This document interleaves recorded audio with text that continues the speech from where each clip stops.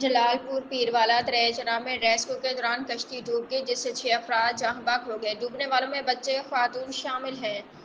تفصیلات کے مطابق ریسکیو ذرائع نے دریائے چناب میں پیش آنے والے افسوسناک واقعے سے متعلق بتایا کہ ڈوبنے والوں میں 5 بچے اور ایک خاتون شامل ہیں۔ ڈوبنے والوں میں 2 نہایت کم عمر بچے بھی شامل ہیں جن میں سے ایک کی عمر 3 ماہ اور دوسرے کی 6 ماہ ہے۔ ریسکیو ذرائع نے بتایا کہ 3 سالہ ماہنور، 6 سالہ فاطمہ اور 7 سالہ عامر بھی کشتی ڈوبنے کے واقعے میں جاں بحق ہو گئے۔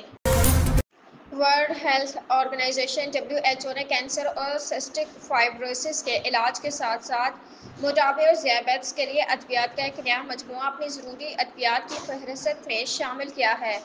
اقوام متحدہ کی ایجنسی نے جمعہ کو ایک بیان میں کہا کہ گلوکاگن نما پیپٹائڈ GLP-1 ادویات کے سستے جنرک ورژن بھی ترقی پذیر ممالک کے لوگوں کے لیے دستیاب کرائے جائیں۔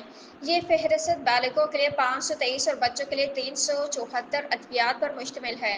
ان دوائیوں کا ایک کیٹلاگ ہے جو WHO کے خیال میں تمام کام کرنے والے صحت کے نظاموں میں دستیاب ہونا چاہیے۔ سپریم کورٹ کے جج جسٹس منصور علی شاہ نے چیف جسٹس پاکستان یاحییٰ آفریدی کو ایک خط ارسال کیا جس میں انہوں نے 6 سوالات کے جوابات کی درخواست کی ہے۔ تفصیلات کے مطابق نئے عدالتی سال سے پہلے جسٹس منصور علی شاہ نے چیف جسٹس کو ایک اور خط ارسال کیا ہے جس میں کہا گیا ہے کہ پریکٹس اینڈ پروسیجر کمیٹی کا اجلاس کیوں نہیں بلایا گیا۔ 7 صفحات پر مشتمل خط کے متن میں کہا گیا ہے کہ پریکٹس اینڈ پروسیجر کمیٹی اجلاس میں قانونی ذمہ داریاں پوری کرنے کیوں نہ بلایا گیا۔ پاک چین زرعی سرمایہ کاری کانفرنس کے دوران دونوں ممالک کے درمیان $4 ارب سے زائد کے تاریخی زرعی معاہدے طے پا گئے۔